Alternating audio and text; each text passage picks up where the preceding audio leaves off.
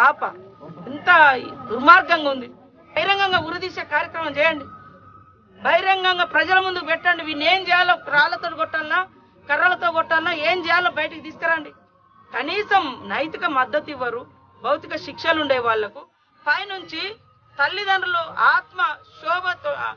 ఆత్మ ఘోష వాళ్ళ బాధను భరించలేక రోడ్ల మీదకి వచ్చి మా బిడ్డకి ఇట్లా జరిగిందని ఇంటి ముంగట వేసుకొని కనీసం నిరసన తెలియజేస్తా ఉంటే ఇవాళ వాళ్ళని కొట్టి అమ్మకు దెబ్బలు తగిలినాయి, తల్లికి దెబ్బలు తగిలినాయి, తండ్రికి దెబ్బలు తగిలినాయి.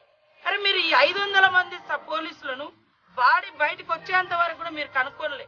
వీళ్ళు బయట పెట్టి ఈ ఇంటి మీద మాకు డౌట్ ఉందని వాళ్ళు వచ్చి ధ్వంసం చేస్తే బయటకు తలుపులు బలగొట్టేదానికి మీరు బయటకు తీయలేకపోయారు. వాళ్ళ కడుపు కోతతో ఉన్న అమ్మాయి బాధలో ఉన్న కుటుంబాన్ని మాత్రము అంతమంది వచ్చి ఇళ్ల మీద దాడి చేసి ఇబ్బంది పెట్టారు. ఇప్పటి వరకు వాడు ఏమైందనే తెలియకుంటే అసలు ఎట్లా మనము ఈ లోకంలో ఉన్నామా ఎక్కడన్నా ఇంకా? అరే మీకు కూడా తెలియదు, మీరు మెజిస్ట్రేట్ అండి ఈ ఇష్యూలో.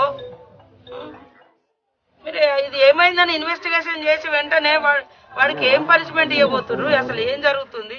మరి అత్యుత్సాహం చూపించి కుటుంబం సభ్యుల మీదనేమో విపరీతంగా కొట్టి అమ్మకు కూడా దెబ్బలు తగిలినాయి, మొత్తం వాళ్ళ తల్లికి.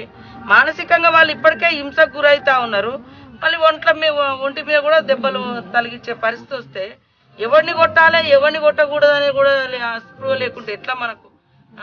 దుర్మార్గులను కొట్టాల్సింది పోయి దుర్మార్గానికి బలైన వాళ్ళని కొడితే ఇది ఎంతవరకు కరెక్ట్? ఇట్లా అది మీరు ఫాలో అప్ చేయండి సార్, ఇది తొందరగా చేయండి.